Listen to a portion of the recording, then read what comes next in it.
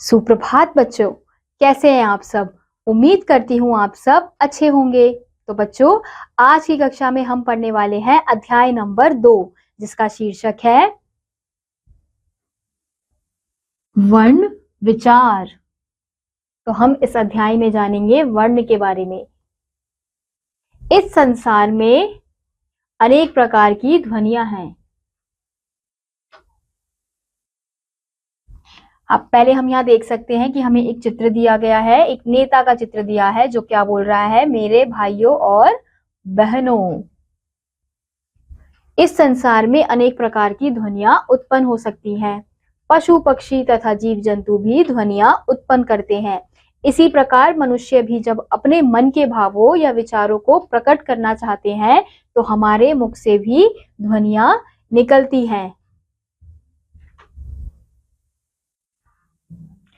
इनमें से कुछ ध्वनियां सार्थक होती हैं तथा कुछ ध्वनियां निरर्थक होती हैं।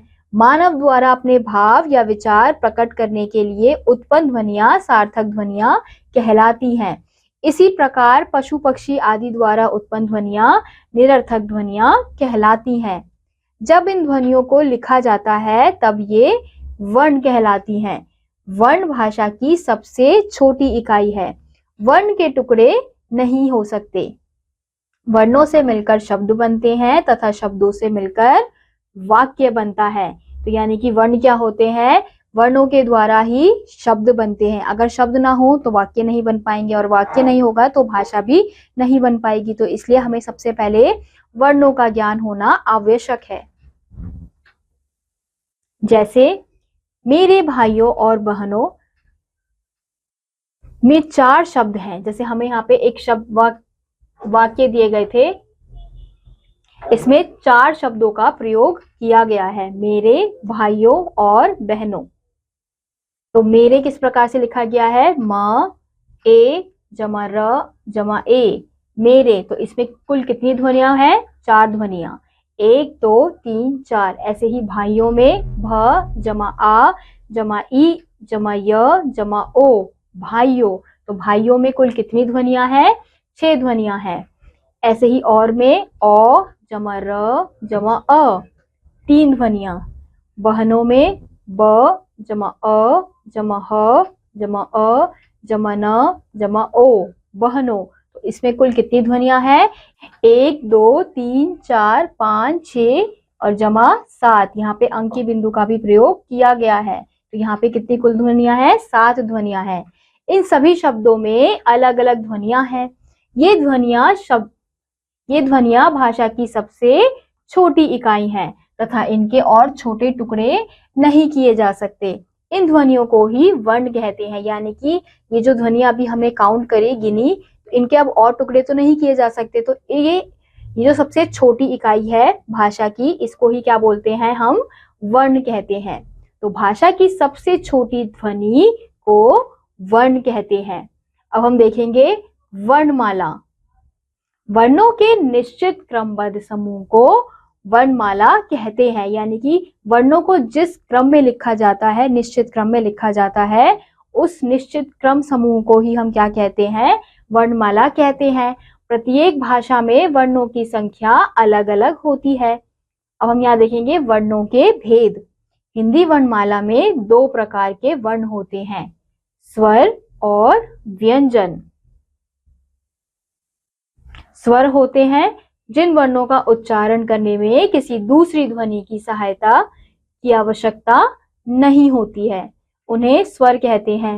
हिंदी वर्णमाला में निम्नलिखित 11 स्वर होते हैं। कौन कौन से, अ आ ई उ री, ए ओ औ। तो ये थे हमारे बच्चों स्वर, जो कितने हैं, 11। अब हम यहाँ देखेंगे स्वर के भेद। स्वर 3 प्रकार के होते हैं। कौन कौन से, पहला है ह्रस्व स्वर। जिन स्वरों का उच्चारण करने में बहुत कम अर्थात एक मात्रा का समय लगता है, उन्हें ह्रस्व स्वर कहते हैं। जैसे अ ई उ री, इन्हें मूल स्वर भी कहते हैं। अब अगला है हमारा दीर्घ स्वर। जिन स्वरों का उच्चारण करते समय ह्रस्व स्वरों से दो गुना समय अर्थात दो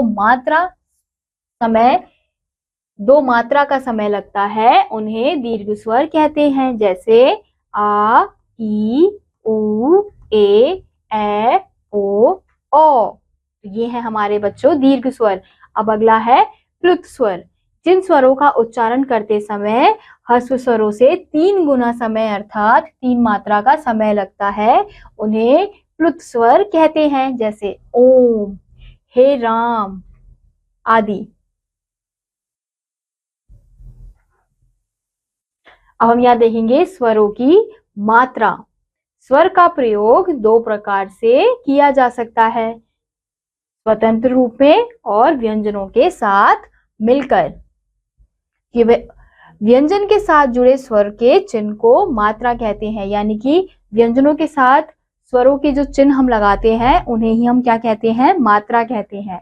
अब पहले हम देखेंगे स्वतंत्र रूप में किस प्रकार से स्वरों का उपयोग होता है। जैसे जब 2 स्वर आपस में मिलकर कोई शब्द बनाते हैं तब उसे स्वर का स्वतंत्र रूप में प्रयोग होना कहते हैं। जैसे आओ, आई, आए। तो हम यहाँ देख सकते हैं कि 2-2 स्वरों का प्रयोग करके शब्द बनाया जा रहा है। अब हम देखेंगे व्यंजनों के साथ मिलकर। व्यंजनों के साथ मिलने पर स्वरों का स्वरूप बदल जाता है। इस बदले हुए स्वरूप को प्रदर्शित करने वाले चिन्ह को मात्रा कहते हैं। अ को छोड़कर अन्य सभी स्वरों की मात्राएं होती हैं। सभी स्वरों की मात्राएं इस प्रकार हैं। तो हमें यहाँ पे स्वर, उनकी मात्राएं और उनका व्यंजन के साथ किस प्रकार से प्रयोग होता है और फिर उनसे कौन कौन से शब्द बनते हैं वो दिए गए हैं।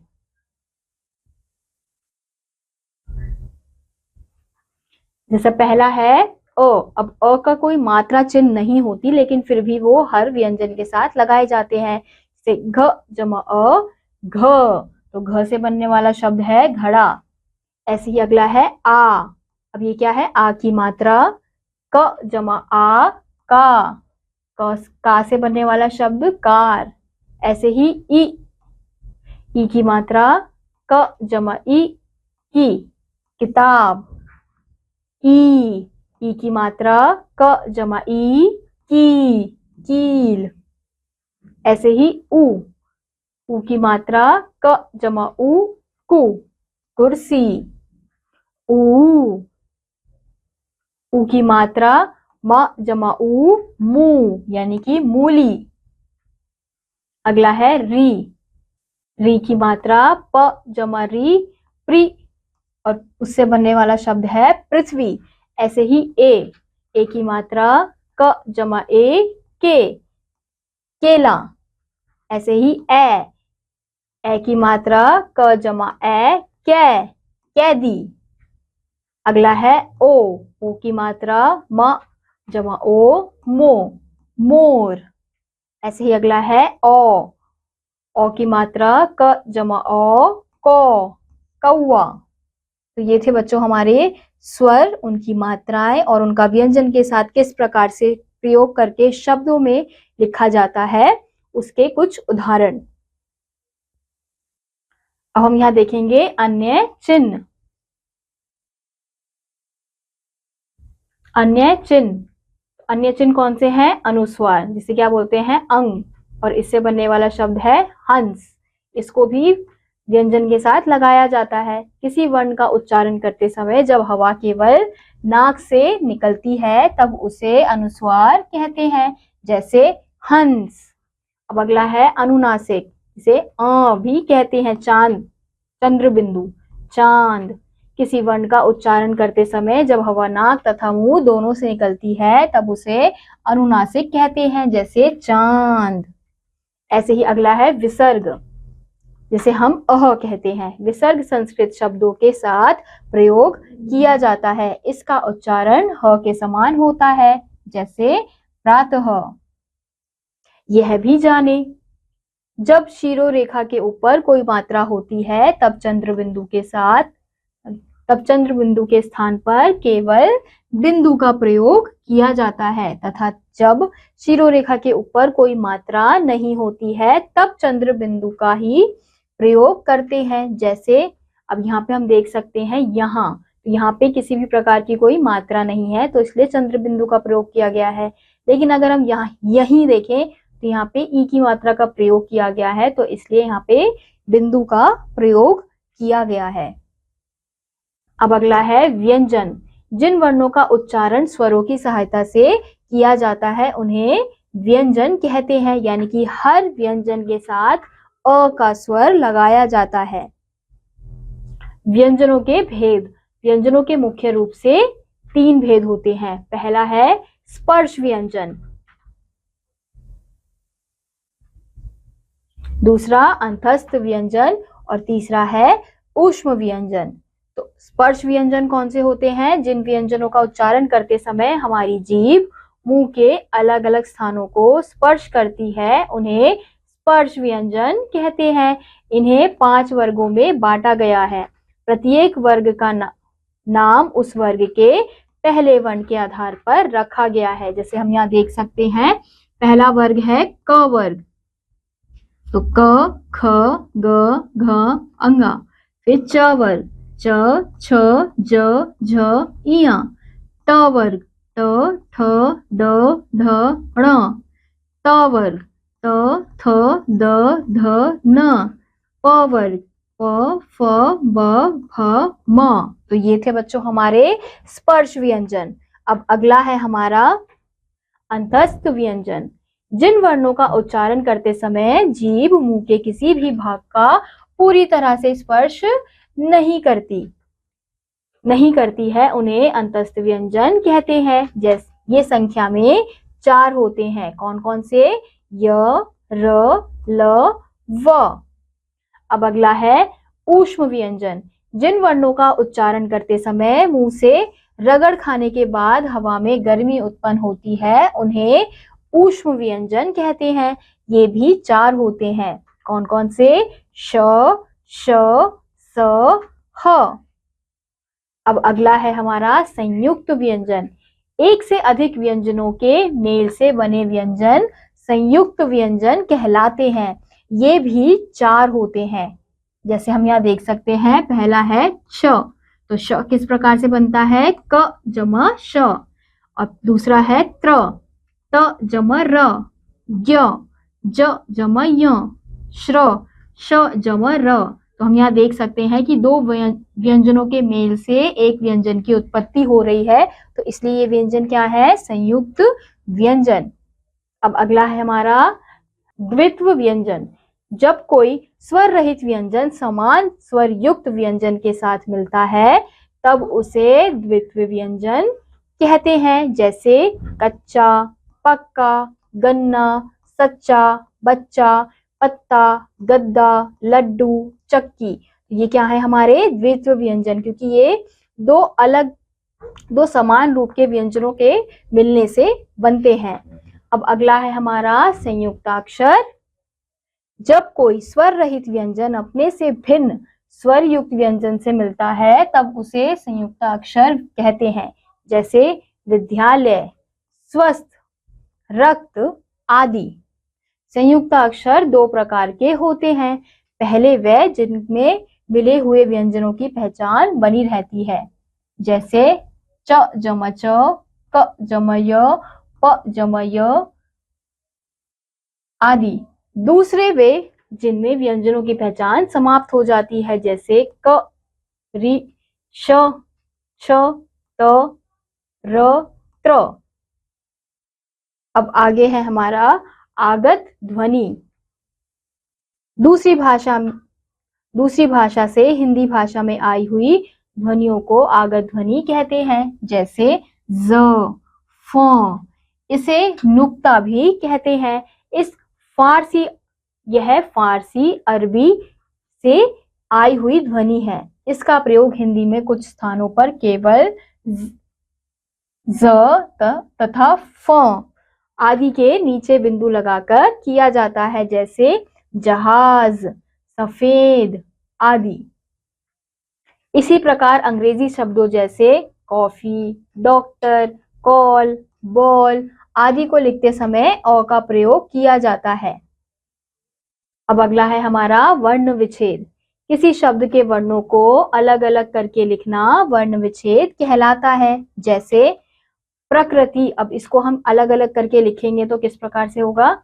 प जमा र जमा क जमा री जमा त जमा ई, प्रकृति। ऐसे ही सुमन, स जमा उ जमा म जमा अ जमा न जमा अ, सुमन। तो इसी को बच्चों हम क्या कहते हैं? वर्ण विच्छेद, यानी कि हमने वर्णों को अलग अलग यानी उनका विच्छेद कर दिया। यानी विच्छेद क्या होता है? अलग करना। तो वर्ण विच्छेद इसी प्रकार से होता है।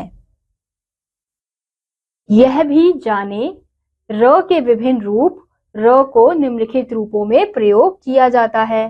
पहले हम देखेंगे मूल रूप, राम, रवि, रात। तो हम यहाँ देख सकते हैं र को मूल रूप में ही प्रयोग हुआ है। और अगला देखेंगे रेफ के रूप में।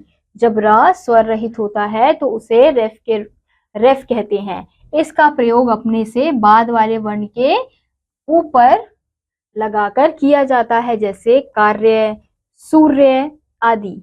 जब र से पहले वाला व्यंजन स्वर रहित होता है तो र को व्यंजन के साथ तिरछा करके लिखा जाता है, जैसे कर्म, प्रश्न, प्रकार आदि। अब अगला है ट तथा ड के साथ र का प्रयोग निम्नलिखित प्रकार से किया जाता है, जैसे राष्ट्र, ट्रक, ड्रम, ड्रामा आदि। तो बच्चों इसी के साथ आज का यह अध्याय यहीं समाप्त होता है। उम्मीद करती हूँ आपको यह अध्याय समझ आया होगा। मैं आपसे मिलूंगी अगली कक्षा में, तब तक के लिए नमस्कार।